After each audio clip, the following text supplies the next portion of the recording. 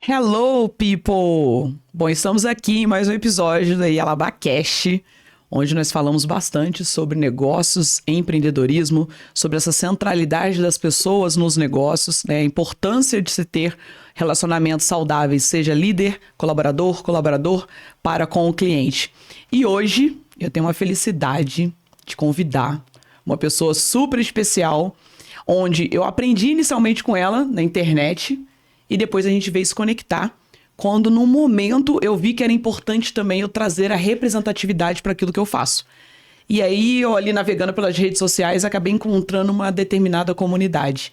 Então hoje eu tenho o prazer de ter aqui comigo Cristiane Machado, que é gerente de experiência do parceiro iFood e cofundadora da comunidade Negras na CX, a qual eu faço parte e tenho um orgulho imenso do que vem sendo feito por essa comunidade e que as pessoas ainda vão poder ouvir e ver muito a respeito disso. Então, Cris, um prazer ter você aqui comigo. Obrigado por você ter aceitado. E a gente vai ter bastante fala para falar sobre CX e sobre representatividade. Ai, prazer é meu. Muito feliz aqui de estar com você. Eu acho que parte do propósito da comunidade é ver mulheres pretas, maravilhosas, assim como você, deusas, tomando esses espaços, né? Esse lugar de fala. Então, saber, né, que a gente tem agora um podcast com uma mulher negra falando de negócio, para mim é uma felicidade. Ai, que bom, que bom. E a gente vai fazer muito dessa caminhada juntas. E aí, pra gente começar, até para que as pessoas possam conhecer, né, quem é Cristiane Machado. Fala um pouco de quem é Cristiane, de quando a Cristiane iniciou toda essa trajetória, né, da sua trajetória também com esse envolvimento com o cliente, porque a gente tem até umas similaridades ali um pouco no que a gente veio de atuação no mercado. Então fala um pouquinho para as pessoas poderem te conhecer, até essa sua ocupação atual junto do parceiro do iFood que vem evoluindo nessa construção de interação com os consumidores. Tá bom. Então eu sou Cristiane Machado, eu trabalho aí há mais de 20 anos.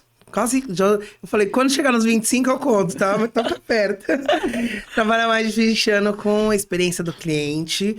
Eu comecei no call center com muito orgulho, né? Comecei no Banco Real.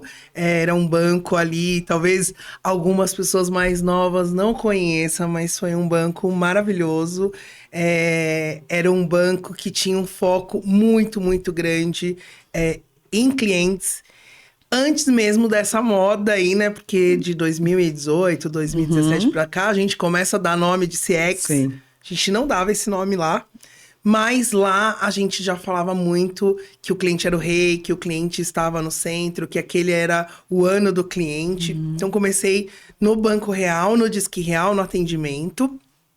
Depois disso, eu fui fazendo a minha carreira lá dentro. E aí eu passei por todos os cargos, né? Acho que é super importante dizer que a carreira de CX é enorme. CX não é só atendimento, mas também é atendimento, Exato. né? Não dá pra, né? Tem muita coisa agora, o pessoal, como se não tem nada a ver com isso. Não, gente, atendimento também é CX. Então eu fui atendente, analista sênior, supervisora, coordenadora. Passei por todas essas funções dentro do Real, e aí o Santander comprou o Real, e aí eu virei Santander. No Santander, aí eu entrei como coordenadora de melhoria contínua, já olhando a experiência e toda a parte de análise de satisfação dos parceiros que usavam o autoatendimento, o Internet Bank e também as nossas centrais de atendimento, que era o Disque Real e a Superlinha, que era do Santander. Sim. Depois do Santander, eu fui para uma empresa de meios de pagamento para logística, para frete. E logo em seguida, eu fui para o Walmart.com, que também uma experiência maravilhosa, porque falou... O Walmart é uma experiência... o Sam Walton, né? Fundador do Walmart, também falava de cliente. Sim. Isso ali no começo, 1900 e bolinha.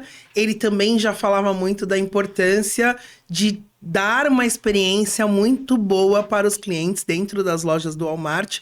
E aí o Walmart.com, que era uma startup ali, né? Vinda dessa cultura super forte já de Walmart... também tinha uma cultura muito forte de clientes. E aí no Walmart eu cuidava de gerenciava todo o atendimento, seja o atendimento por telefone, por chat, loja. e-mail. A gente tinha um atendimento ali que era um pouquinho de CS, porque a gente acompanhava essa experiência Tinha o de pós. compra, o pós, e a gente via se realmente a compra tinha chegado, se ele tinha ficado satisfeito. E a gente coletava ali dados, pedia então, já que ele tinha gostado, né, que ele pudesse avaliar o produto, porque produtos com mais avaliação, eles tinham venda 4 vezes maiores. Então a gente conseguiu, a partir do atendimento, também trazer algo diferenciado ali, né, e em grana mesmo, né, pro negócio. E aí depois eu venho pro iFood. Aí o Walmart.com fecha as operações no Brasil e aí eu entro no iFood. No iFood eu comecei como coordenadora e aí logo em seguida já no mesmo ano voltei a ser gerente, né, que eu era do Walmart. E olhando para essa parte da experiência do parceiro. O que a gente chama de parceiro, né? No Walmart, no iFood, a gente fala que nós temos 3 clientes, né? São 3 pilares. O entregador, a pessoa entregadora. Sim. O restaurante ou mercado, pet, farma, Porque hoje acaba envolvendo todo mundo, né? Bebidas, conveniências. Não tem só alimentos, restaurante, que às vezes muita gente ainda acredita que é só pedir comida. Aí podia só pedir comida e não é só pedir comida. Peça ao mercado também, farmácia, entregas super rápidas. E a experiência do cliente final, consumidor, né? Sim. Então, nós nos dividimos lá em algumas gerências que olham para isso. E aí, eu era responsável pela experiência em atendimento do parceiro.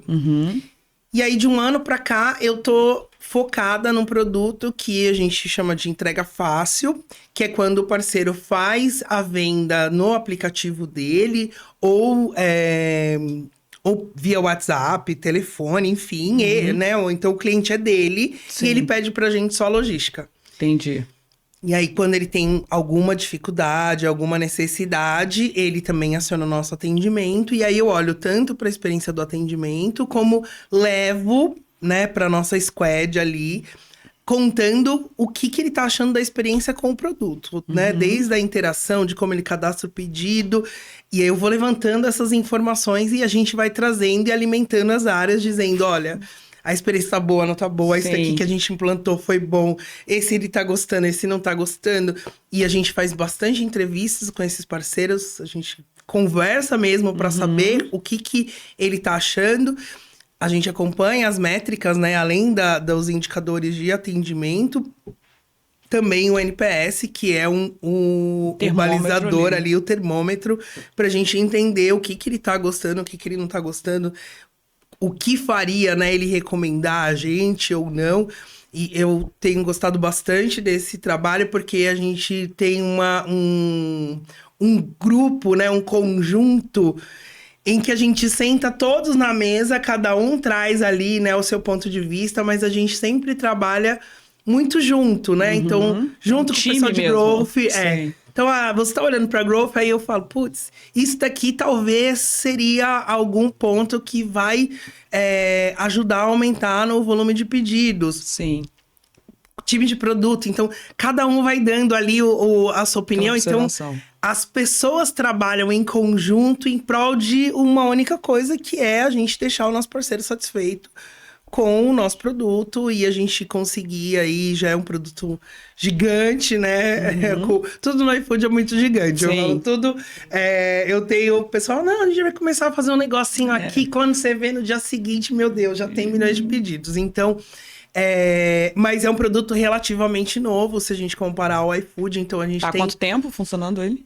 1 ano e meio, quase 2 anos, assim. Então, a gente ainda tem muitos aprendizados. No iFood também, a gente ainda tem muito que aprender, né? Constante evolução, né? Isso. A gente tem muita ciência disso, né? Que tem muito para melhorar. Mas eu tô feliz, eu acho que a gente evoluiu bastante. E aí, o último ciclo foi bem positivo. A gente conseguiu fazer entregas em conjunto ali bem importantes para melhorar a experiência do parceiro. Não, excelente. E aí, voltando agora no ponto inicial que você tocou, né? Eu comecei lá como call center e tal, e é onde a gente tem até um ponto ali de contato inicial, porque eu também comecei a minha jornada, a minha trajetória com atendimento telefônico, inicialmente numa parte de cobrança ativa por parte do município, né? Era uma terceirizada que fazia isso, e depois eu vim ingressar numa empresa privada, onde depois eu tive toda a minha trajetória, e eu iniciei justamente numa cadeira de atendente ali no atendimento telefônico e no atendimento loja. E é importante a gente trazer isso, por quê? Porque por diversas vezes, eu acredito que hoje, pelo menos, a gente tem bastante contato com pessoas que ou estão em busca de oportunidade, ou pessoas que estão dentro de empresas que elas olham funções que elas estão ocupando no momento, mas que elas não conseguem ter um olhar direcionando para a busca de melhoria que elas querem para o próprio crescimento profissional. Eu, por exemplo, eu costumo até abordar e trazer isso quando eu vou fazer palestras ou dentro de programas, e eu gosto de falar isso para os colaboradores, que um dos nossos papéis como colaborador é nós olharmos oportunidades, identificarmos e a gente mesmo se autoavaliar e pensar o que é preciso a gente fazer para que a gente possa ter aquela oportunidade. Só que o que a gente mais vê hoje é que as pessoas imaginam que essa regra é o contrário. Não, né? É o meu líder, o meu gestor que tem que olhar para mim, me dar a mão, me levar até aquela função, aquele papel e me dar a oportunidade de trabalhar. E aí o restante que vem depois. Primeiro ele me põe naquele lugar sentado e depois que eu vou entregar, vou construir, etc e tal. E eu vejo que isso realmente é uma coisa que vem acontecendo muito. Sim. Vem se repetindo esse discurso. Então, eu queria até que você... Porque, por exemplo, foi uma coisa que eu olhei. Foi quando eu olhei, eu falei assim, bom, não é aqui que eu quero apenas ficar. Eu quero ter uma construção. E busquei saber. Tanto que eu perguntei pra minha liderança na época, tipo, o que eu preciso fazer? O que eu tenho que desenvolver? O que eu preciso melhorar para poder ter a oportunidade de ocupar essa função? E, obviamente, eu construí e entreguei muito resultado antes de ter essa oportunidade, que impactou em resultado financeiro, em resultados representativos para a empresa e para o grupo como um todo. Então, como foi para a Cris nesse momento, né? Que saiu desse ponto e evoluiu para esse outro passo seguinte? Foi com esse olhar também? Foi com aquela ótica, tipo, quero movimentar, quero mudança. Não vou ficar aqui acomodada. Eu sempre falo, né, para todo o meu time, para sempre quem eu faço gestão, mentoria, enfim. Gente, a carreira é nossa responsabilidade. Eu sou responsável pela minha carreira, ninguém é responsável pela minha carreira. Eu que faço a minha carreira. Quando eu entrei no banco, com 6 meses eu já era referência de conhecimento. Lá, pergunta pra Cris que ela sabe. Até as supervisoras falavam, Cris, senta aqui do meu lado, porque se tiver alguma dúvida no toque de PA, eu peço ajuda. E como que eu fiz isso? Eu chegava, sentava, a gente tinha uns memorandos, que era as EMIs que a gente falava, que descrevia ali todo o processo. Nem sempre era dos processos, mas, por exemplo, ela falava do produto. Aí a gente tinha lá o cheque parcelado. Aí eu tinha um documento escrito pela pessoa que escreveu o produto, contando o que era o produto, para que ele servia, qual era o público-alvo. E aí o que eu fazia? Eu chegava, a gente tinha PAs disponíveis, eu sempre pegava, sentava em uma que a do lado tivesse vazia.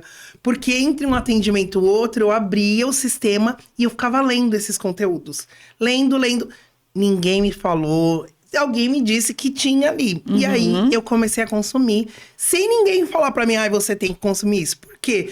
Pra mim, era muito importante eu conseguir atender muito bem e eu poder esclarecer qualquer dúvida daquele parceiro. E quando a gente tinha, né, o acesso ali, o material que era disponibilizado para operação, mas aquele material às vezes era disponibilizado com um filtro, né, ou com o que achava que a gente deveria saber. E ali eu tinha o negócio na raiz, né? Então, eu lia tudo. E aí, todo dia eu fazia isso. Eu chegava, sentava. A outra coisa que eu fiz o pessoal falava, preciso de alguém... Eu, mão levantada. Preciso de alguém que faça hora extra pra não sei o quê. Eu, mão levantada. A gente na época teve um boom de venda de ações de telecomunicações. E aí, a central lá que tava vendendo essas ações não tava dando conta. Era para ir para um atendimento de linha de frente, fila pra cacete. Alguém pode fazer essa? Eu ia lá todo dia, porque aí eu falava, agora eu já sei mais uma coisa. Então eu sei esse atendimento e aí eu sei de ações. E aí como eu soube, como eu me voluntariei para isso, teve uma outra que era para vender as ações da Petrobras. Já me chamaram. E aí eu já fui para um ambiente que tava eu e mais um colega ali atendendo. com todo mundo olhando. E aí eu já passei a ser daquela central enorme, conhecida como, nossa, faz um atendimento já maravilhoso. Tinha um destaque. Aí entrou Internet Bank. Aí eles falavam assim, não, eu lembro até hoje. A gente precisa, meu coordenador chamou e falou assim, a gente precisa de alguém que fale com esse cliente e apresente o produto como se estivesse na sala. Só que tudo isso por telefone.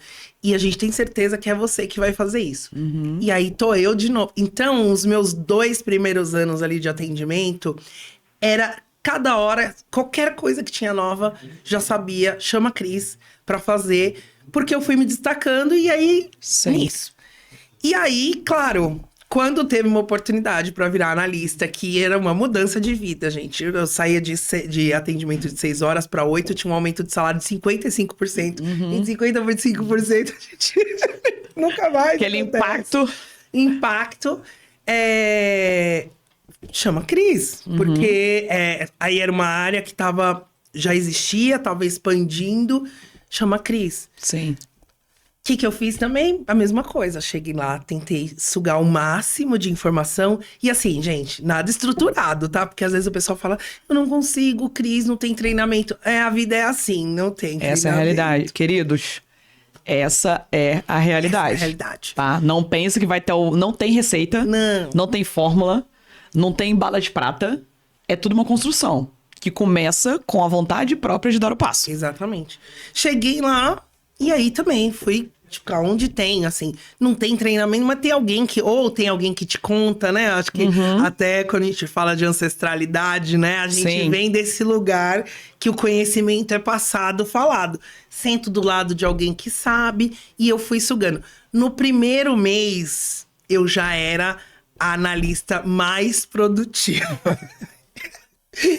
O que gerou uma felicidade enorme para minha supervisora, que tinha me contratado e que tinha sido minha supervisora antes. E, tipo, tá vendo? Eu trouxe ela, era essa mesmo que a gente precisava.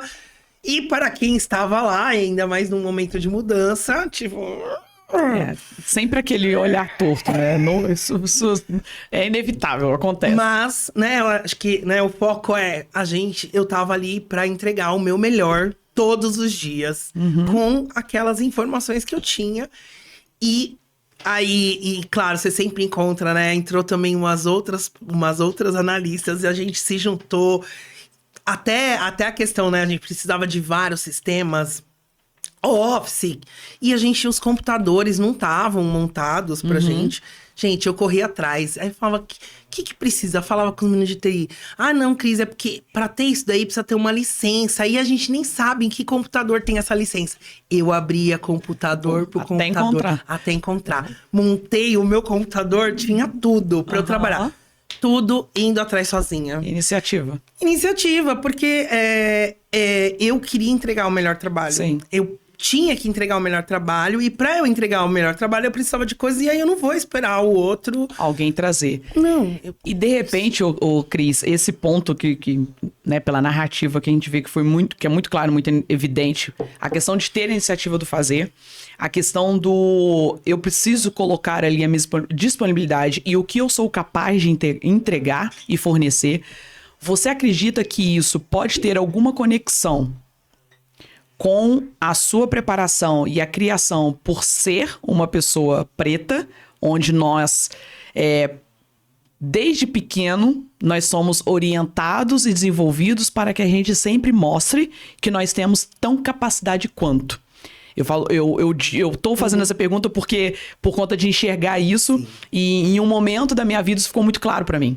Porque eu acredito que todo mundo passa por esse momento de... parece que a gente vem numa nuvem e no momento parece que tudo se torna, né, uma coisa mais visível. E isso pra mim hoje é muito visível. Quando eu paro, assim, pra poder olhar pra minha história e eu tento enxergar algumas atitudes ou por que eu fiz daquela forma, eu via que é porque eu fui preparada pra que eu pudesse agir daquela maneira. E o meu pai me preparou muito bem, infelizmente. Eu falo muito isso porque... ele tinha todo esse escopo, né? Meu pai, né? Pra quem não me conhece, meu pai era um homem preto, minha mãe é uma mulher branca. Então ele tinha um poder, né? E ele já tinha essa preocupação por tudo que ele já tinha passado. Então ele tinha essa preocupação com a gente.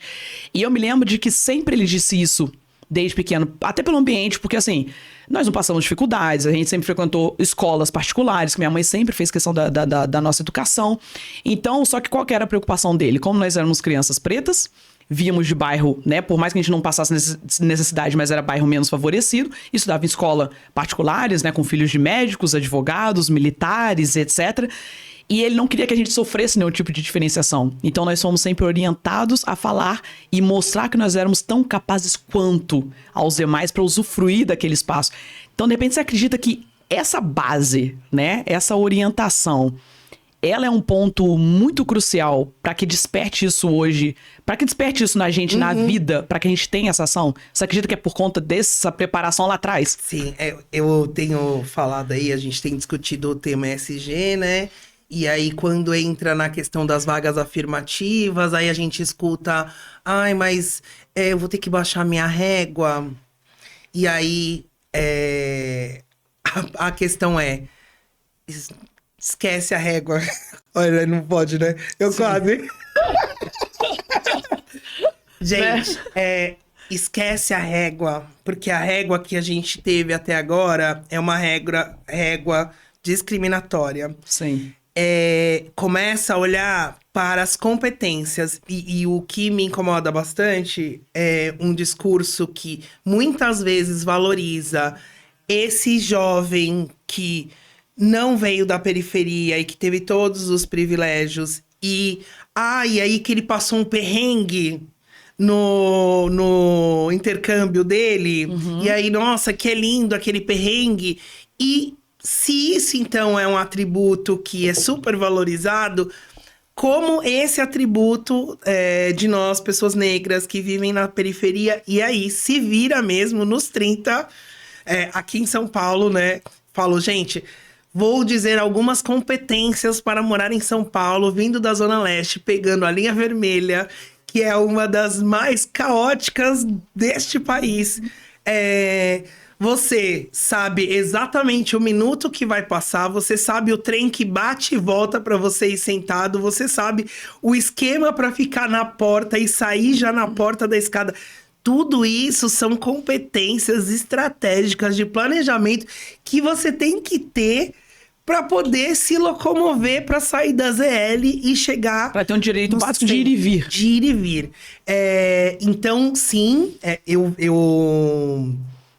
eu vejo muito, né? Por exemplo, essa coisa de se virar, a minha mãe sempre ensinou, né? E aí, né? A mãe preta é a mãe Rochelle, né? Sim. É assim, vai lá e faz. Não fique esperando. Você tem que ir lá. Você tem que ir lá e você tem que pedir os seus direitos. Chegava, às vezes, e falava, mãe, o homem vendeu aqui o doce, mas o doce parece que tá aberto.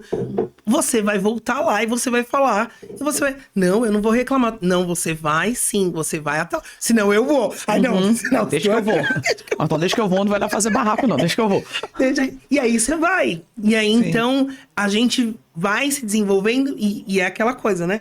Você chega em casa, passou uma situação de racismo, chorando, levanta Sim. a cabeça. Se apanhar na rua, vai apanhar em casa de novo, porque apanhou na rua. Então, eu acho que essas competências que a gente se desenvolve para a sobrevivência também leva muito a gente a isso. Aí eu me viro. Até porque na periferia a gente tem que se virar com o que a gente tem. Eu sempre estudei escola pública, não estudei escola particular. Quer dizer, fui fazer a minha faculdade em escola particular, graças a meu pai, pagando, numa época que a gente não tinha nenhuma... nada do que a gente tem hoje ali, né, de benefício. E meu pai suou ali, meu pai era ele trabalhou mais de 20 anos como CLT, depois ele abriu um negócio, um pequeno negócio. Naquela época não se falava microempreendedor, nem empreendedor. Ele era, o que a gente falava, ele era um autônomo, né? Um tapeceiro maravilhoso, um tapeceiro de primeiríssima, assim, fazia coisas fantásticas. E ele pagou a minha faculdade ali com todo o sacrifício, mas feliz, porque eu lembro uma vez de perguntar pro meu pai, do que você, né... O que você se arrepende na vida? Ele fala de não ter estudado. Então, eu sempre tive muito isso, que estudar era muito importante. A minha avó era uma mulher negra analfabeta que assinava com a digital. E quando ela ia, eu pequenininha acompanhando ela, quando ela tentava escrever, porque às vezes ela tinha vergonha e tentava escrever, eu percebia que as pessoas ficavam irritadas, assim, sabe? Porque impacientes, não tinha paciência, né? E aí o meu sonho era, eu vou ensinar a minha avó a escrever. Porque eu vou dar uma outra condição pra ela, né? Ela não podia pegar ônibus sozinha, é muito triste, né? Ela não podia ler uma receita, escrever uma receita. E aí, com 5 anos, eu enchendo a minha mãe me ensinou a escrever, então eu não sabia ler. Mas se você falasse assim, né? Cada um da família falava, tipo, Yalabá. YALBA. Eu escrevia. Com 5 eu já conseguia escrever. Aí com 6 a minha mãe me colocou na escola. Falei, agora eu vou entrar na escola, vou aprender, vou ensinar minha avó. Vou replicar o conhecimento. Vou replicar o conhecimento. E aí, infelizmente, não deu. Minha avó teve um derrame, e aí ela ficou de cama. Enfim, não pude realizar esse sonho. Mas, eu realizo o sonho agora, né? Estudando muito. Sim. E podendo também proporcionar para o meu filho que ele estude. Então, para mim, estudar é muito importante. É essencial. E vem disso, porque aí você vê assim... eu via, por exemplo, né, meu avô, que era um homem negro, mas filho de um português. Então, tem uma interseccionalidade ali, tem uma miscigenação que dá condições muito mais privilegiadas para o meu avô. E aí, esse meu avô faz até o ginásio... O ginásio não, era o colegial, né? Na época. Então, assim, quase não tinha ali. Eu sou uma das primeiras... Eu sou, na verdade, da parte ali da minha família, eu sou a primeira a se formar na faculdade. Mas o meu avô, que tinha, né, o máximo de estudo, vamos dizer assim, que ele poderia ter ali... parte de uma condição de vida muito melhor do que essa minha avó. Então, esses modelos... A mistura de mundos, né? A gente ainda vê isso dentro da própria família. Como é que você mistura mundos completamente diferentes. Eu lembro de ter o meu tio, que também tinha, né? Meu tio, minhas tias também, que estudaram bastante. Elas tinham outras condições ali de vida, né? E era aquilo que eu queria. Então, estudar, sede por conhecimento... Fora que, né, a minha mãe sempre fala, menina curiosa. Sempre fui muito curiosa.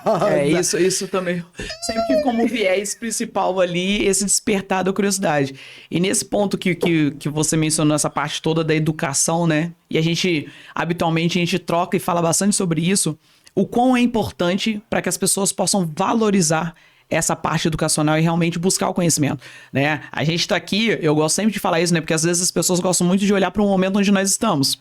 Não que de repente ainda você esteja exatamente onde você quer estar, né? Porque nós estamos sempre numa trajetória, sempre em movimento, em busca daquilo que a gente deseja. Mas já para o momento que nós estamos, várias pessoas às vezes olham e acreditam, não conseguem olhar para trás para ver o que foi feito até que a gente possa estar nesse momento.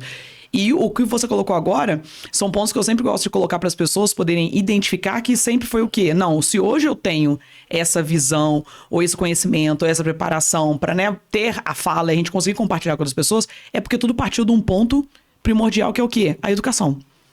Então, eu acredito que a educação, que é essa questão da busca pelo conhecimento, você realmente querer aprender, né, e se desenvolver, é o ponto que precisa ser principal para que as pessoas possam realmente pensar em oportunidades melhores. Eu acredito que o ponto inicial de virada é esse, porque é ela que vai nos possibilitar, é ela que vai nos permitir. E eu vejo que, assim, muitas pessoas ainda são um pouco engessadas ou às vezes alheias, ou acreditam também que o mínimo... não, mas é porque eu já fiz aqui, esse daqui o mínimo é o suficiente. Você que lida também bastante com meninas que estão ali sempre, né, pedindo um socorro, né, às vezes ele compartilhando, então nessa questão de open to work, você também entrevista pessoas para estarem. Você vê essa dificuldade, às vezes, da pessoa enxergar? Não, você precisa se preparar, você precisa realmente buscar o conhecimento, você precisa estar em constante aprendizado, né, porque também não é uma coisa que você aprendeu até aquele momento, engessou, e que você não vai aprender mais nada. Tem o livro Mindset de crescimento, Mindset, né? E é super, né? Essa palavra ficou super na moda, mas eu acho que talvez as pessoas ainda não entendam exatamente o que tem nesse conteúdo, né? O que ele fala lá, né? Coisas que me chamaram bastante atenção. Quando você tem um mindset fixo, você acha que tem que ter isso para acontecer isso. Quando você tem um mindset de crescimento, querida, tipo, não importa o que vai acontecer. Não tem limite. Não tem limite. O conhecimento nunca é demais. Compartilhar as informações nunca é demais. Dar... Você não perde quando você dá, né? Então, o que eu vejo às vezes é, né, naquele um pouco do que você falou. Eu vou guardar um negocinho aqui na manga, eu não vou soltar agora, porque eu só vou soltar se me colocarem numa posição XPTO. Querida, então você não vai para essa posição XPTO. Porque... a gente precisa, e esse exercício de você estar o tempo todo ali numa zona de risco, e aí o risco, eu não sou muito adepta a falar que, a zona de conforto é ruim. Não, gente, se alguém souber onde está a zona de conforto, eu quero estar lá.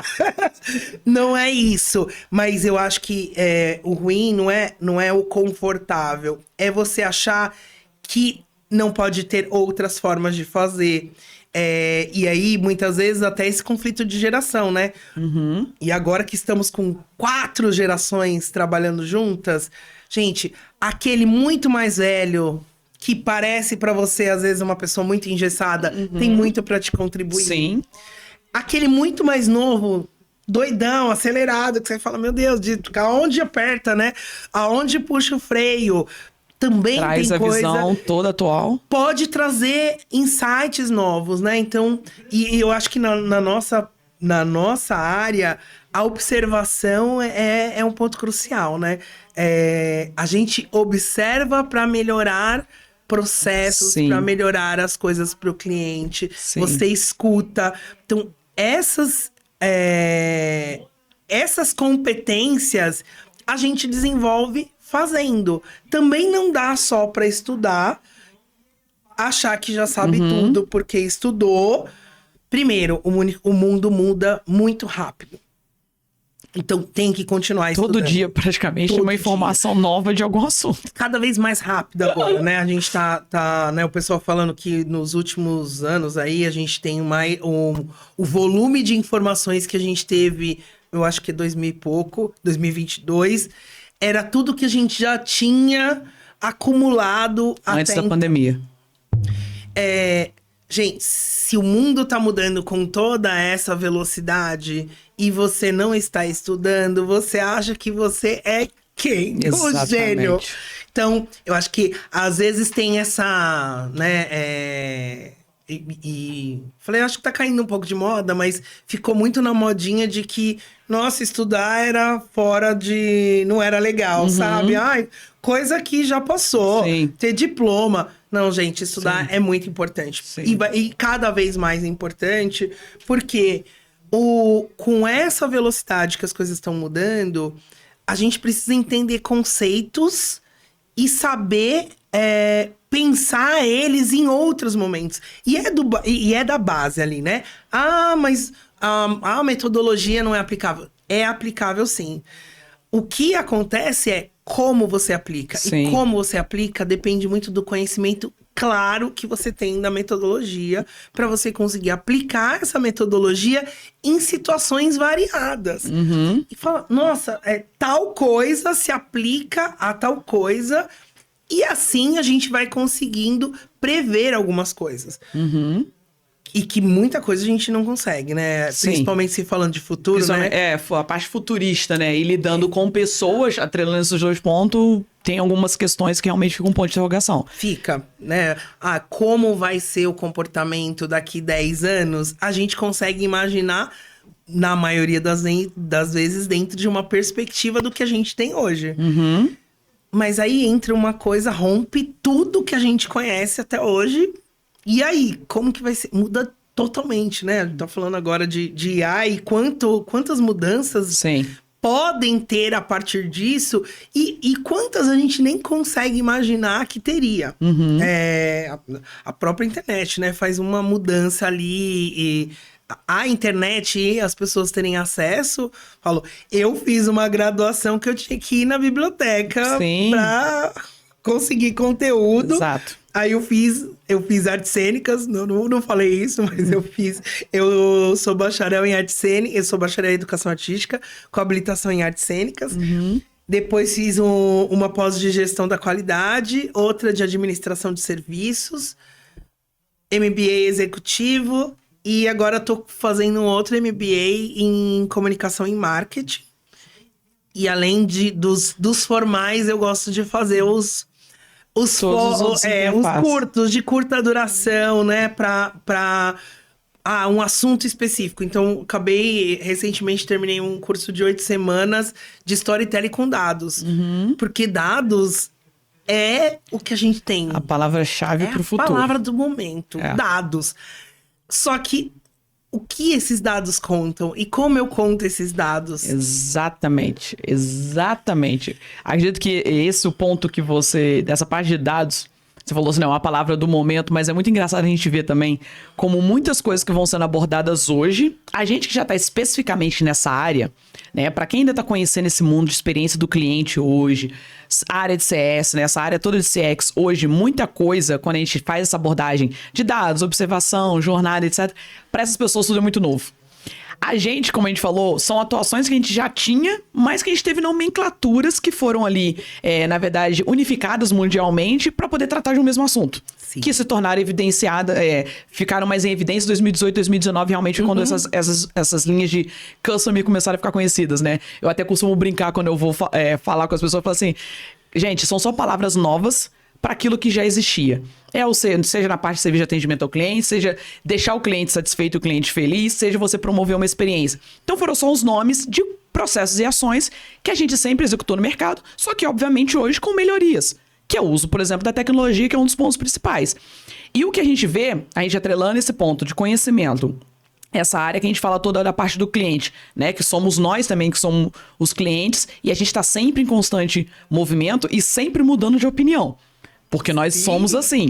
Então, ou seja, a gente hoje, com isso aqui, na verdade, a gente muda todo o nosso contexto, todo o nosso relacionamento com uma empresa ou com qualquer coisa.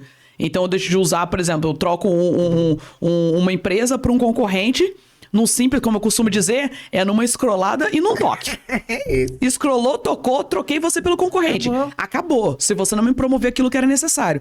E aí, trazendo essa parte do conhecimento para a parte de IA, as pessoas, por exemplo, têm essa preocupação muito grande, né? Sobre o uso da tecnologia, até que ponto isso vai trazer pra gente ou não, se isso vai ser negativo, se vai ser positivo. E eu tenho olhado bastante, né? Trazendo ali pro nosso contexto de CS e de CX. E para mim tem uma premissa que ela é básica. A tecnologia não funciona sozinha. Para a tecnologia funcionar, nós temos duas coisas que precedem: pessoas e processos. Se não estiverem os processos, não tem como a tecnologia ter um funcionamento eficaz. E os processos são desenhados por e desenhados para direcionar pessoas. Então, para quem tem essa preocupação de se a IA vai tirar meu emprego e não, ela que vai automatizar, não, alguém precisa operar. E aí vem essa parte toda do conhecimento. Só que o quão você está se preparando para você lidar com essa mudança. Porque é aí que é o ponto diferencial. Que é como a Cris falou. Por exemplo, eu também hoje estou no estágio, mas eu vejo... Você falou de dados, eu sempre fui uma pessoa de dados. Sempre fui focada em ter números. E hoje é o que eu mais faço quando eu entro nas empresas. A primeira coisa que eu pesquiso e que eu vou procurar é: cadê os dados? Preciso saber os dados relacionados a isso. Porque é o que eu falo. O comportamento do cliente, ele está todo nos dados dentro da empresa. É porque as pessoas não sabem disso. Na verdade, elas não sabem como gerir, conhecer e saber o que eles representam. Mas o comportamento do cliente com a empresa está todo pautado em dados. Cada interface está pautada num dado. É você saber como vai monitorar isso. Então, por exemplo, hoje eu vejo essa necessidade. Estou me aprofundando nessa questão de dados analíticos, porque não só para mim, como ponto de conhecimento, mas porque eu forneço. Então, o que a gente pode trazer para o nosso universo hoje de CS e de CX, até pela operação do que você faz, que você está sempre nesse ponto de melhoria contínua. O que você acredita, Cris, que de repente, assim, o que a gente tem que não pode deixar de olhar, ou que ponto que a gente não pode deixar de considerar para que realmente essa capacitação, essa evolução profissional, a gente não se perca pelo caminho? Principalmente para quem está nessas funções ou almejando entrar no mercado. Tem bastante gente que está nessa procura, nessas áreas que vem crescendo muito. Porque eu falei, o boom de CSCX ainda não aconteceu. Daqui a 2, 3 anos vai ser assim. Só que Já estamos num movimento grande para isso. Eu, nesse curso, tava lendo o livro da Nancy Duarte, acho que é Data Story. E uma coisa que ela fala que me chamou bastante atenção é, né, olhe para os dados, tome a decisão com base nos dados, mas siga a sua intuição também para você não ficar no óbvio. Porque o número às vezes te dá só o óbvio e se você não usar a sua intuição, você acaba se perdendo. Ontem, eu vim numa palestra, a menina estava contando um case que a inteligência artificial identificou uma mudança de comportamento a partir dos dados. Ela identificou uma mudança de comportamento, ela interpretou que a menina estava grávida. Sim. E mandou uma mensagem lá no CRM, enfim, para os pais, avisando que a menina estava grávida. Que os pais nem sabiam. Sim. Aí assim, nossa, você não pode deixar a inteligência... Ninguém falou que é pra deixar a inteligência sair sozinha, gente. Tipo, é uma criança ainda. Então, assim, tem que ter alguém supervisionando, sim. Tem que ter processo, sim. O especialista é muito importante. Eu assisti uma aula sobre IA, né? E ele falava assim, que ela é muito boa, ela é preditiva. Então, com a quantidade de dados que ela tem, ela consegue prever o que vai acontecer. Mas, como ela é preditiva, ela também inventa coisas. Então, se ela não sabe, ela quer te agradar, ela vai e inventa coisas. E aí, eu fui fazer um teste procurando livros sobre mentorias. E aí, entrei lá, procurei livro, pedi para ela me passar alguns livros de mentoria. E aí, ela me mandou os livros em inglês. E ele também falou que a gente tem que dar feedbacks pra ela, né? Eu falei assim, olha, não tem uns livros em português? Aí ela me mandou uma outra relação de livros.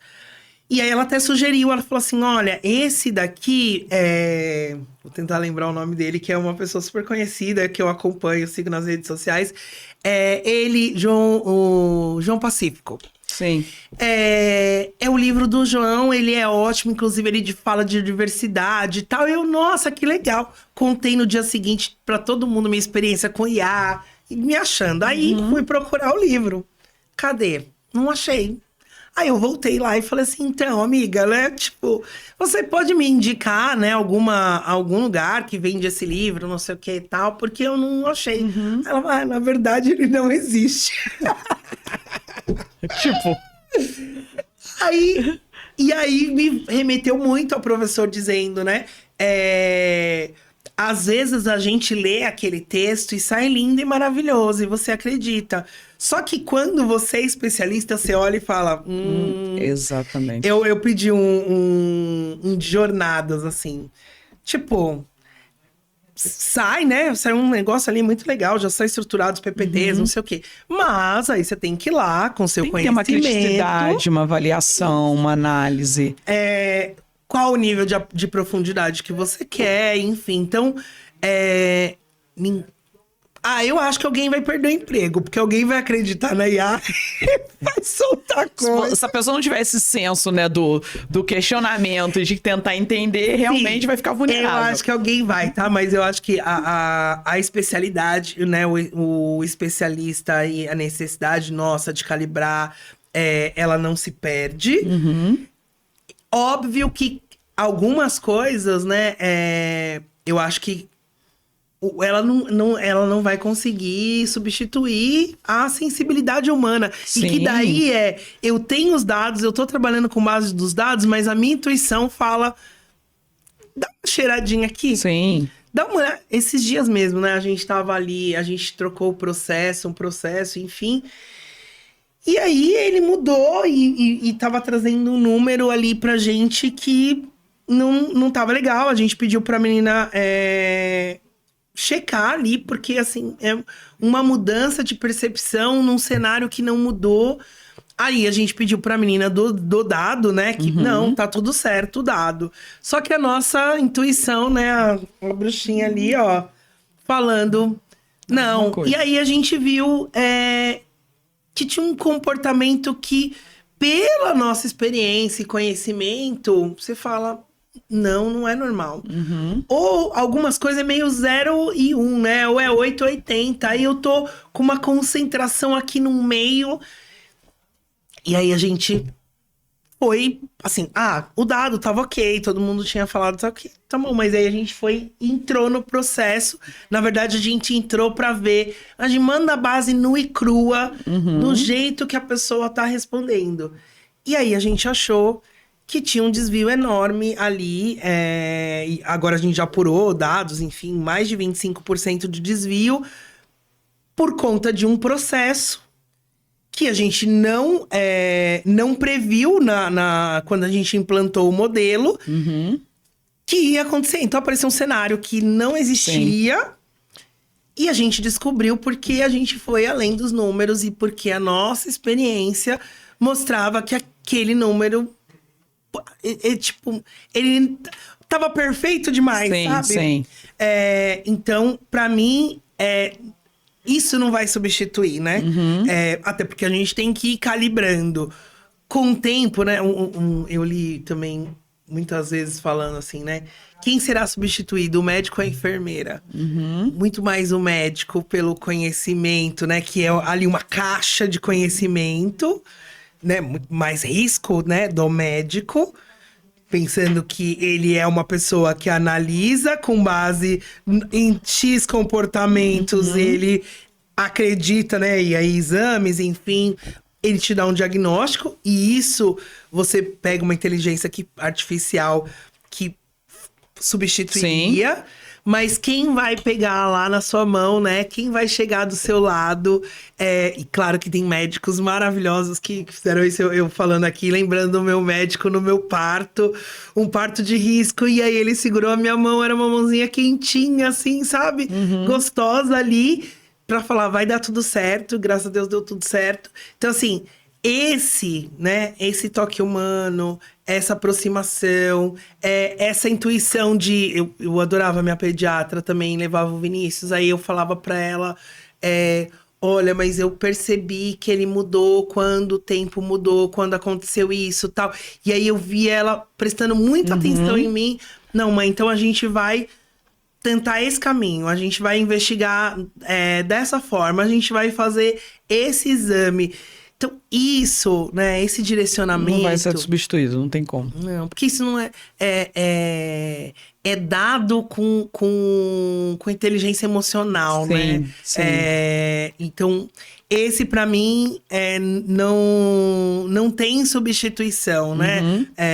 E claro, né, a vida não é só de dados. E óbvio que quem pensa, assim, que dado tinha Steve Jobs, por exemplo... Sim. Para inventar um negócio que muda, né, a vida das pessoas. Que mudou aí o percurso de muita coisa. Exato. E é isso que a Nancy fala nesse livro, né? Assim, você fica no óbvio, né? Então, assim, pro cara pensar um negócio e fazer isso e criar uma coisa dessa, ele tem outras coisas ali. Não apenas não são fórmulas lógicas, né? Vai muito além disso. Porque não tá baseado em modelos passados, Sim. Né? Ele vai para uma coisa ali de futuro. A própria arte, né? Quando você vê, nossa, da onde o cara tirou aquele filme e que no fim você... Nossa, e não é que tá acontecendo? Sim. E o cara previu lá no... Né, os Simpsons. Exato. Quantos episódios que a gente vê que você até pensa, meu Deus, será isso? De onde ele tirou aí? Tá vindo uma mensagem do futuro. Exatamente. E a gente não sabia disso. Exatamente. Então, acho que tem que ter as duas coisas. Sim. E pra você ter isso, você precisa estudar. De novo, eu acredito, voltamos na questão da educação. E exatamente, eu acredito que isso vale muito para muitas pessoas, Cris, porque por vezes as pessoas acreditam que, obviamente, que a gente sabe que cada um tem ali o seu contexto, cada um tem a sua dificuldade, cada um tem um ponto de partida, né? Não vamos equiparar pessoas que saem, né, de determinados lugares para outras que moram em determinados locais. Então, assim, são pontos de partida distintos. Só que é importante a gente enxergar que, através da educação e com o conhecimento, é possível a gente avançar. Não é que você, de repente, vai dar um salto no 180, mas você vai evoluir. Nem que seja 10%, 20%, 30%, essa melhoria ela vai acontecer, né? Tony Robbins já dizia, né, que não são as suas condições que determinam os seus destinos, mas as suas decisões. E aí a nossa tomada de decisão, ela tá muito atrelada a realmente o que a gente quer direcionar. E aí, complementando, é que com conhecimento você consegue ter muito mais clareza para tomar decisões corretas. E aí a gente agora trazendo um pouco disso que a gente falou, e você trouxe um pouco dessa questão da humanização, que por mais que a gente fale de tecnologia, e essa questão da humanização, ela é extremamente essencial até para a gente pensar nessa parte de experiência do cliente, né? Se a gente pensar no que as pessoas desejam ter. E eu tive num evento também recentemente, que foi até ministrado por o palestrante, ele era internacional, e nós estávamos justamente debatendo sobre isso, sobre esse avanço do CX, por exemplo, no Brasil.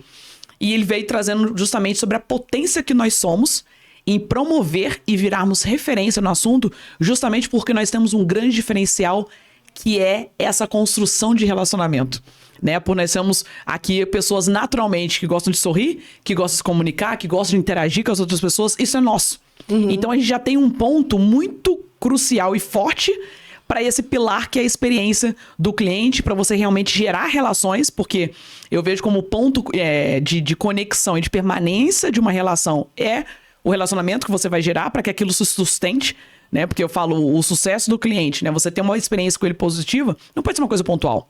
Isso tem que ser uma coisa duradoura.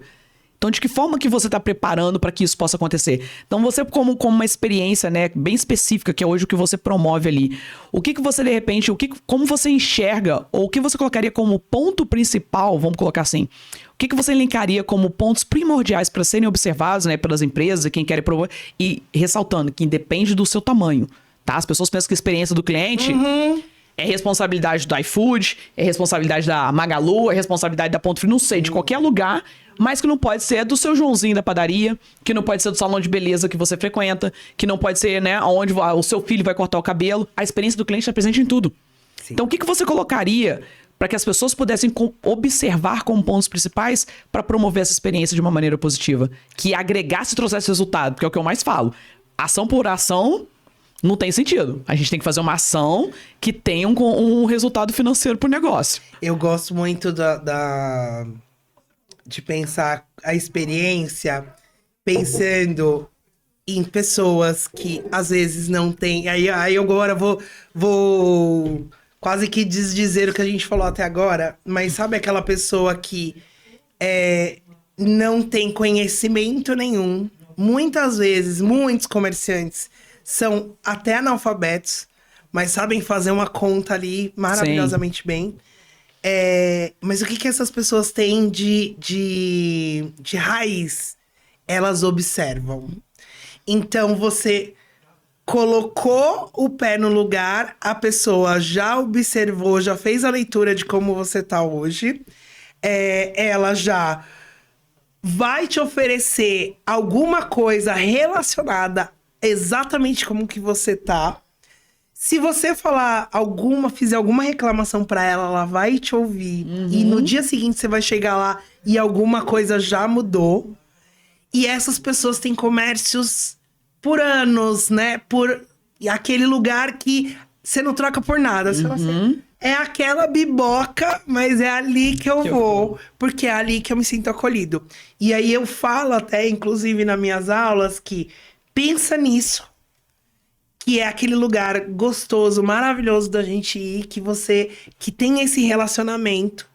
O que muda é que quando a gente vai para uma empresa, por exemplo, no porte do iFood, que faz 60 milhões de pedidos, a gente quer replicar esta experiência para todos os 60 milhões. E é com base no... Aí entra, né, assim... Essa pessoa conseguiria, ela faz muito bem, mas ela talvez por falta de base, né, de conhecimento ali técnico, ela faz muito bem, mas ela não consegue replicar neste modelo. E aí a gente estuda para fazer aquela coisa que a pessoa faz naturalmente, genuinamente. Então, para mim, é isso. E o que eu faço para tentar me aproximar disso por exemplo, a primeira coisa quando eu cheguei nesse produto novo Tem algum parceiro aí que a gente consegue ir lá visitar? Eu fui ver ele operando. Gente, e aí ele não abre uma reclamação, por exemplo, para me falar que é difícil, às vezes, num balcão pequeno, acessar meu produto ali, mudar de página com mouse.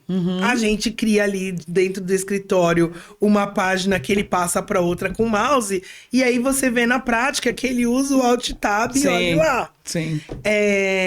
Uma outra coisa, né? Uma que eu lembro que o parceiro falou assim, gente, não adianta ficar colocando coisa lá na tela. Vocês tocam a campainha, porque a gente tem uma campainha no serviço ali que ele usa a cozinha, né? Que a gente é o gestor de pedidos dele. Então, assim, toca a campainha, porque aí quando você toca a campainha, eu tô aqui no salão atendendo um monte de gente, eu vou lá, tem pedido do iFood, Sim. eu arrumo. Essas e várias outras coisas que ele fez, até a jornada, né? A gente fala dos momentos wow da jornada ali, dos arcos dramáticos. E eu, assim, aí a gente fez o pedido e esperando o entregador chegar. Jesus, que agonia! Tipo, os minutos parecem uma eternidade. Isso é lá, a gente sentindo lá. Então, sentir isso dentro da operação, estando próximo, conversando com quem tá lá no dia a dia, também não tá no número, porque às vezes ele não vai te contar isso. Sim. E aí você não vai conseguir metrificar. E é a observação que a gente falou, que você mencionou como exemplo lá de trás que é feito. É você conhecer realmente a necessidade do cliente. E você entender realmente qual é o comportamento dele e como afeta o que você faz. A gente faz os inner loops, aí eu tenho o time lá ligando para os parceiros que responderam a pesquisa NPS para se aprofundar, entender mais ali, tirar mais insumos. Aí o que eu faço? Chamo esses meninos para conversar e falo, me conta, mas o que você tá ouvindo? O que a gente faz? Grava algumas coisas para ver, porque assim, ouvir a operação, né? Isso é essencial. Isso é essencial demais, Cris. Por onde eu começo a montar um... Gente, sabe onde começa? Pega a sua cadeirinha, senta lá do lado dele e vai ver acontecendo. Carona. Agora vem. Mas olha, é que agora a operação né, muitas operações, a gente mesmo, a operação tá remota ou tá distante, eu não consigo. Gente, já tem tecnologia para isso. Você abre uma sala de Meet. Exato. E faz sentido. Então, tudo que eu começo novo, é por aí que eu começo. Eu começo sentando do lado. Ou, põe aí, assiste. E aí, teve um que eu tava assistindo, né? E aí, deixei o menino lá atendendo... E só observando, né? A quantidade de tela que ele tem que navegar e copia daqui, cola não sei o que, tal. E aí eu tô vendo ele respondendo, e aí quando ele respondia, a gente tinha criado um template padrão ali, e ele ia, enfim, customizava tal. E no final a gente tinha colocado abraços, e ele ia, apagava aqueles abraços e colocava outra coisa. Que ele queria responder. Aí eu fui, tipo, 1, 2, 3 vezes. Aí eu falei né, mandei mensagem pra menina que tava assistindo comigo. Eu falei assim, eu já sei, esse abraço é inconveniente. Porque eram algumas situações que não tinham sido legais. Então, ele percebeu que se ele ia ali, provavelmente, talvez até de retornos que ele já tinha tido do cliente... Que quando a gente finalizava com um abraço, o cara ficava, porra... Tá debochando comigo. Tá debochando de mim, né? E aí, ele tirou. Só que também não levantou a mão pra falar, né? Sim. O povo aí, esse povo aí que faz processo. Aqui. Vamos corrigir. Mas eu observando ele, aí falei, beleza, não, pode deixar que a gente não vai mais te dar esse seu trabalho pra ajustar aí o processo. E eu faço... conversas recorrentes com a operação. Até a menina do meu time entrou nova tal, e aí foi fazer o mesmo trabalho, né? Sentar lá, conversar com eles tal. E aí ela, e aí o que vocês precisam? Não, a gente quer conversar com a Cris. Aí ela, como assim, a Cris? Aí ela, Cris, eu não entendi, assim, por quê? Eu falei, não, é porque eu falo com eles de forma recorrente. Porque pra mim, é o que você fala, né? Processos e pessoas. Eu faço um processo que eu acho tá lindo e maravilhoso. Exato. Mas são essas Quem vai pessoas executar? que vão executar, se elas vão me dizer se faz Exatamente. sentido ou não. É essas pessoas que eu tenho que muitas vezes convencer, ou elas acabam me convencendo Que não é aquilo. não é aquilo. E exatamente, esse ponto que você trouxe agora, o Cris, ele é bem importante justamente porque isso não é uma visão que todos os líderes de empresas têm. Eles não conseguem enxergar isso. Eles querem as soluções para os problemas que às vezes eles enfrentam dentro dos negócios, só que eles não querem, de repente, eles não sabem onde eles vão buscar as soluções. E as soluções estão no front. E isso acontece muito porque, por exemplo, quando eu vou fazer atuação dentro de uma empresa, eu converso ali com a alta liderança, com a média liderança, e eu vou logo pro time. Eu falo, tá, me fala quem são os representantes das áreas para eu poder marcar, porque são com essas pessoas que eu quero conversar e eu quero entender. Ah, mas vai falar, eu vou falar com todo mundo. E por quê? Primeiro, eu vim do front. A nossa trajetória começou lá. Então a gente tem com clareza como que eles executam, quem é que tá lá na ponta, quem é que tá fazendo, quem é que tá entregando, quem é que tá fazendo o negócio realmente acontecer. Então eles precisam... Na verdade, eles conhecem com muito mais detalhes a operação do que quem tá lá dentro. Sim. E até porque muita coisa se modifica, porque eles mesmos acabam modificando.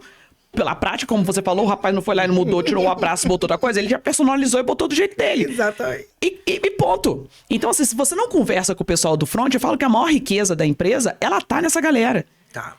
E assim, e as pessoas, por vezes, na empresa, né, os líderes ali não conseguem chegar. Hoje nós estamos evoluindo para isso. Né, com essa questão do olhar para a experiência do colaborador, de você ter esse cuidado, nós estamos engatinhando até menos do que ainda por conta do cliente, né? Porque agora as pessoas começaram a enxergar que essa é uma etapa anterior para atingir o cliente, a gente precisa olhar para dentro. E aí eu acredito que essa escuta, da mesma forma que a gente tem pro cliente, é você ter ali pro colaborador, você olhar para ele, você realmente buscar saber e ter o conhecimento de muitas respostas que às vezes você quer. Muitos desafios que você enfrenta, de como corrigir um processo, do porquê que o processo não funciona, o cara tá ali dentro, de repente, com a resposta. Ele só precisa ser ouvido. Sim, eu entrei assumi um time, e aí o gerente, enfim, ele virou... Eu cheguei, a primeira coisa é isso, né? Minha marca ali, vou sentar, vou conhecer as pessoas e tal.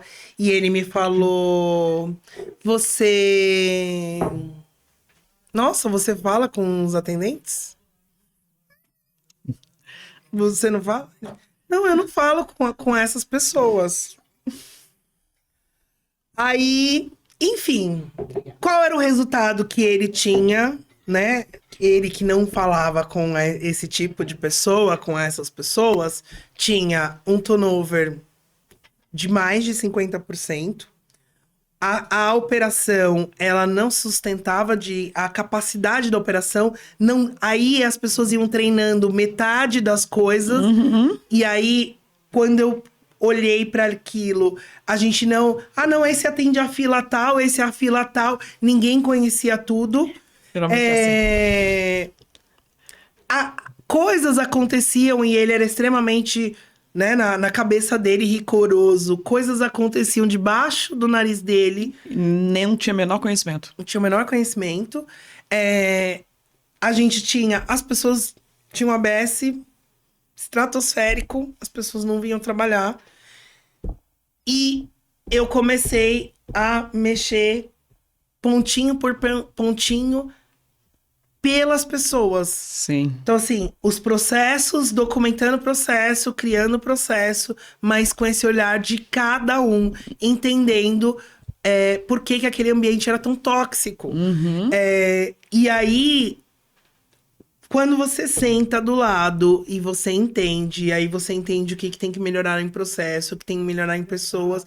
Cara, não gasta dinheiro, né? Porque às vezes vem com uma solução... né, milionária. Não, gente, começa da escuta ali, sem gastar dinheiro. Eu deixei a operação com todos os... Não tinha mais saída, ninguém queria mais sair. Eu lembro que acho que foi o grande ali, falei, essa agora é a prova de fogo. Teve uma greve de ônibus, e aí o pessoal, Cris, Nunca ninguém me veio, já era. Falei, não, vai vir. E, claro, fui atrás pedir ajuda do RH para dar condições para as pessoas que saíam, principalmente no fim do dia, meia-noite. Falei, gente, conversei com cada um para saber se tinha condições de vir. Aí as pessoas que dizem, eu tenho condição de vir, mas aí depois eu não tenho condição de voltar. Porque tinha outras linhas alternativas, mas aí na volta eu só teria uma. E aí a gente conseguiu ali pegar táxi, né? Fazer onde você mora, juntar ali, arrumar a logística para que todo mundo pudesse voltar para casa com segurança. Eu tive 0 faltas. Todo mundo veio trabalhar por mim. Por quê? Porque todo o momento antes eu estava cuidando ali de cada pessoa. E cuidando para que elas pudessem entregar o melhor delas. E para mim... Uma forma de retribuir o que você fez. Então, tamo junto. Aquele assim, não, tamo junto, tô com você. Né, não é o chefe a pessoa... Não, é o chefe que entrega pra pessoa. Porque se eu estiver entregando condições para aquelas pessoas trabalharem, elas vão me entregar resultado. Exatamente. Exatamente. Então, como que eu olho para aquelas pessoas como pessoas com cada necessidade... E aí, né? E aí vem algumas coisas que eu falo. Nossa, você é a primeira coordenadora que dá bom dia pra gente. Eu falo, gente, mas isso... Pensei que isso fosse normal, né? Pensei que isso fosse natural, né? Pensei que fosse uma política. Uma questão de educação. Exato, exatamente. Mas isso que a Cris falou, gente, e é o que a gente costuma... E é o que eu gosto de falar, e na verdade é o que tá aqui na mesa, é tudo sobre pessoas. As pessoas estão na centralidade dos negócios, cada uma nos seus papéis. E esse papel, né, como a Cris colocou ali, que ela é uma contrapartida do líder colaborador, que é o que eu menciono, é uma parceria. Isso é uma via de mão dupla, né? Eu preciso promover um ambiente positivo para o meu colaborador, eu preciso fazer com que ele tenha clareza para o que ele precisa executar, eu preciso dar direção para ele, porque o que eu muito vejo também é porque eu quero que ele me entregue um resultado, mas eu não oriento. Eu não ensino, eu não invisto tempo para que aquela pessoa realmente conheça do meu negócio para entregar o melhor para o cliente. Então vocês querem, né? Joga o povo lá na linha de frente e querem que o povo apague incêndio e faça as coisas muito rápido. Não vai acontecer resultado positivo assim. Eles vão entrar, vão ficar insatisfeitos, vão sair, vão falar mal da empresa, que ele vai ficar como um local ruim de se trabalhar. Então, compreenda, é tudo sobre pessoas e a gente precisa ter esse olhar de cuidado para poder criar relação e poder ter uma escutativa junto com eles, porque o resultado vai acontecer sempre de dentro para fora, como eu costumo dizer. O sucesso que a gente quer com o cliente lá na ponta, que vai dar o resultado financeiro, ele começa dentro da empresa, que é essa parceria entre líder, gestor e o colaborador e o time. Então agora a gente caminhando um pouco para o final, Cris, porque acaba passando tão rápido, né? A gente poderia estender aí para poder falar muito mais, mas agora a gente podendo levar um pouquinho aqui antes para o final, eu queria que nessa sua experiência de quase 20 anos, a gente falando total de relacionamento com o cliente, o que a Cris hoje... ela colocaria como relacionamento de sucesso com o cliente. O que é o relacionamento de sucesso para o cliente, para a Cris? Vamos, como se você pensasse numa frase. Relacionamento de sucesso com o cliente é... Como você pautaria isso?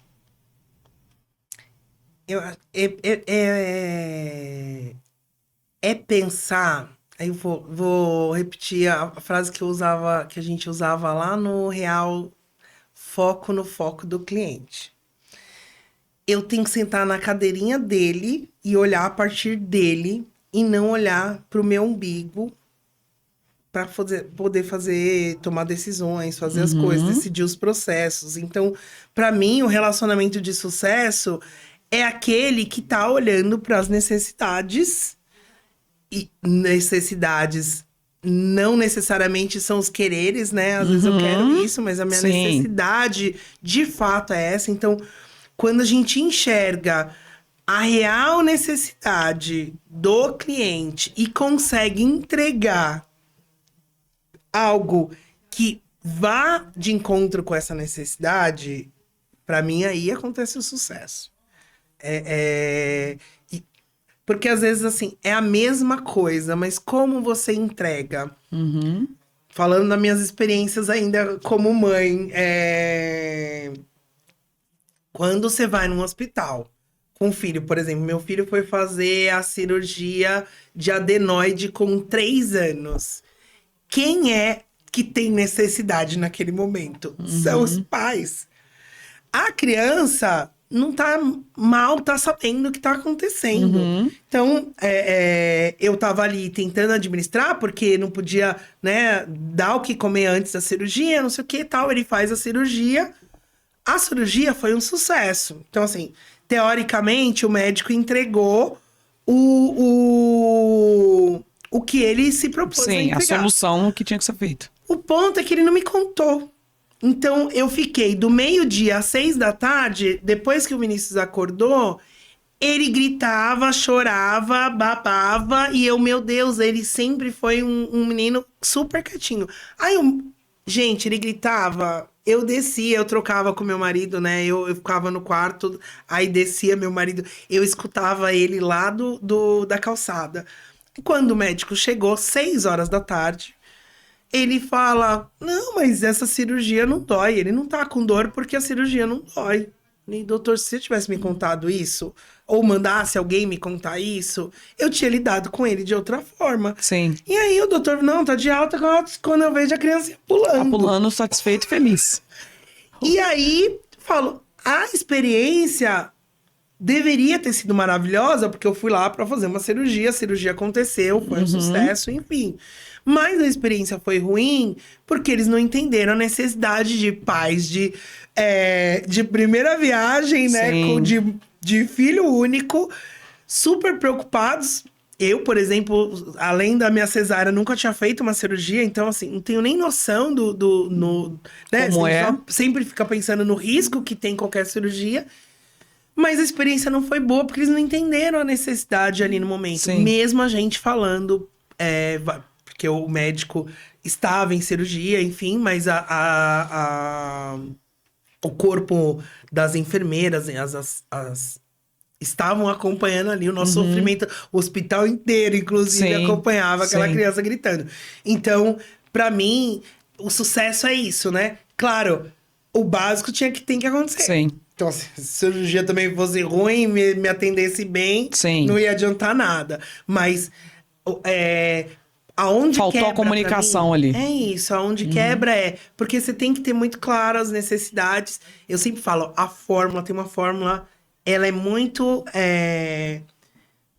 a expectativa, entrega, vai decidir se vai ser Sim. bom ou não. O resultado tá sempre isso. Se a minha expectativa é ruim, né? Hoje, São Paulo é sempre assim. Você fala, nossa, da minha casa até aqui, sem trânsito, daria uns 30 minutos. Mas eu já tô acostumada que vai dar 1 hora e pouco. Então, minha expectativa, eu cheguei aqui hoje em 1 hora, tá tudo bem. Ficou até satisfeito. Eu tô satisfeito porque cheguei mais rápido. Se eu chegasse em 30 minutos, eu falo, uau, arrasou. Me surpreendeu, né? O motorista, o meio de transporte tá tudo funcionando. Parabéns, Radial Leste, arrasou hoje. Sucesso. Se levasse, sei lá, mais de 2 horas, eu falo, nossa, hoje tá caótico o trânsito. Então, assim, a minha expectativa é essa, dependendo do que se entrega, é o que Vai balizar se eu vou ficar frustrado ou satisfeito. E Isso a minha é o expectativa tá baseada em quê? Nos eventos passados, se alguém me contou, não, ó. Similaridades, às vezes as pessoas não entendem, eu percebo isso e falo assim, gente, mas a gente nem prometeu isso para o cliente. Eu falo, então, mas o mercado inteiro promete. Não importa que você não prometeu. Isso já tá na Já é comum. Já é comum. Já é então, comum. por exemplo, você já sabe que liga numa central e te dá um protocolo. Se você decidir não dar, ele vai falar, cadê meu Achar estranho, protocolo? exatamente. Ele vai achar estranho. Mas eu não prometi protocolo, pra que ele quer? Mas pra que ele quer protocolo? Eu falo, gente, o protocolo é ter protocolo. A pessoa tem que entender. Porque é isso, é com base nas experiências que ele já passou, ele vai pensar em alguma coisa e é isso que vai transformar a satisfação dele. Exato. Muitas vezes ele tá comparando, né? Eu sempre tento entrar quando a gente vai no NPS e aí começa a fazer o Inner Loop, tentar buscar qual quais são as referências dele. Sim. Porque muitas vezes não tem nada de errado aqui, mas tem porque a referência que ele tem para fazer a comparação. Para fazer a comparação, que vai te direcionar. A gente não tá atendendo. Sim. Então eu gosto de ir fazendo perguntas pra gente ir A gente monta lá o questionário, indo, perguntando e entendendo referências. E aí trago pra mesa, eu falo, gente, Sim. então, ele não tá gostando porque o outro serviço faz assim, o outro é melhor nisso, o outro é melhor naquilo. Então, assim, a gente vai ter que superar os nossos Todos esses concorrentes. que a gente faz aqui. E que às vezes não são concorrentes óbvios, tá? Sim. Né? Assim, não é comparar, sei lá, iFood e Rappi. Não, às vezes é concorrentes não óbvios, mas que ele também compara. Sim. Tentar extrair dele, aí sim você vai entender necessidade, expectativa e vai ter aí o match. Todo esse match final. Bom, Cris, obrigada por toda aí essa aula e essa contribuição sobre a gente falar bastante sobre essa parte toda de jornada, de pontos, né, com o cliente, a forma como você traz isso hoje, né, dentro do iFood aí, que eu e muitas pessoas que estão aqui assistindo a gente que consomem, né, e vivem a experiência iFood que você contribui para que seja construída. Então agradeço super, tá, por você ter vindo. Agradeço também por todo o trabalho que você vem fazendo e nos auxiliando para a gente poder avançar com a nossa representatividade junto ao mercado. A gente vem falando muito disso, o quão é importante nós estarmos em ambientes e vermos cada vez mais de nós presentes, seja como participantes, seja nos palcos, seja realizando os eventos, promovendo os eventos. É importante que todas as pessoas pretas, elas possam se enxergar que elas também pertencem àqueles ambientes. Então é importante demais vocês terem tido essa iniciativa de criar essa comunidade e isso hoje já poder desempenhar esse sentimento para tantas pessoas. Então, obrigada, tá, por você ter aceitado esse convite e por eu poder contar com você também e ser membro lá na comunidade. Então, eu te agradeço super por isso, tá bom? Eu que agradeço. Queria deixar um beijo para as minhas cofundadoras, né, Maria e Eloá. E falar para as pessoas, gente, venham para nossa comunidade. Se você se vê como uma mulher preta ou parda, né? A gente tá falando a comunidade de pessoas negras, então preta ou parda. Acesse a gente, estamos em todas as redes sociais. Aí você vai preencher um formulário e aí você entra no nosso grupo lá de WhatsApp. Vai ter acesso a mulheres maravilhosas, assim como Yalabá. A outra coisa que, né, aliados, pessoas nos ajudem. Temos mulheres procurando emprego. Então eu venho falando aí essa semana a gente ouviu Ana Fontes e uma frase que marcou nós só estaremos bem quando todas estivermos bem. Então a gente precisa de ajuda. Contrate uma negra. E aí quem puder ajudar, né, de qualquer forma, seja com... eu adoro o povo, né, Cris? Eu tenho ingresso para algum eventos, parceiros que podem ajudar. A gente também sempre gosta de estar presente. Isso, cursos, enfim, que ajude a gente a dar mais capacitação para essas mulheres e reconheçam o talento das pessoas negras, né? A gente está num país ainda de estrutura extremamente racista. Quando a gente fala da mulher, só temos 2,5% ali, 3% de mulheres negras em cargos de liderança, né? De gerente acima. Então, eu falo a minha trajetória e aí, né, tem muitas coisas que eu acho que são privilégios, né?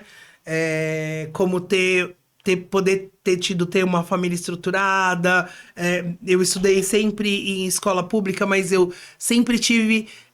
eu sempre pude estudar, né? Eu não precisava trabalhar para estudar e trabalhar, enfim. Então, tive condições de estar aqui. Tem um pouco disso que a gente falou no começo, né? Dessa curiosidade, enfim. Mas é isso. Valorizem as pessoas, a gente precisa mudar da forma como está. A gente levaria mais de 300 anos para mudar, então a gente precisa de políticas afirmativas e movimentos que mudem esse cenário. Ajudem a isso. Turma, esse foi mais um episódio aqui do Yalabá Cash. Agradeço quem acompanhou, quem comentou, quem participou. E não esquece também, né? No final do episódio agora, curta, comenta, compartilha, coloque isso pros seus amigos, se inscreva no canal, acompanhe a gente também pelo Spotify, esteja ali sempre ativo com a gente, dê as suas sugestões, seus comentários sobre os assuntos também que vocês querem que a gente aborde aqui, porque a interação de vocês é sempre muito importante. A gente acredita que tenha muito sempre assunto a ser debatido, né? Sobre esses pilares que eu quero trazer aqui pro podcast, que envolve essa parte de empreendedorismo, de negócio, de representatividade e a importância realmente da atuação das pessoas de forma estratégica dentro dos negócios. Então, obrigado por mais esse episódio e semana que vem tem mais.